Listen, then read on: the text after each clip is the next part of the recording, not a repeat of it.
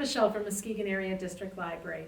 I'd like to show you our Take It, Make It Kit Valentine cards that's available at all of our Mantle branches while supplies last. This kit is intended for 6th grade and younger, and what you'll find in the kit is 3 Valentine cards.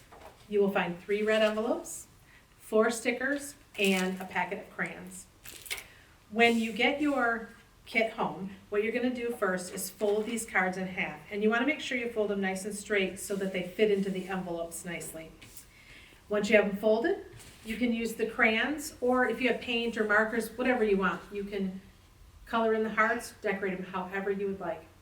When you're done decorating the front, write a message on the inside and sign your name. Then you can put them in the envelopes. You can give them to friends or family, or you can bring them back to a Mantle branch and we will get them to nursing home residents in Muskegon County.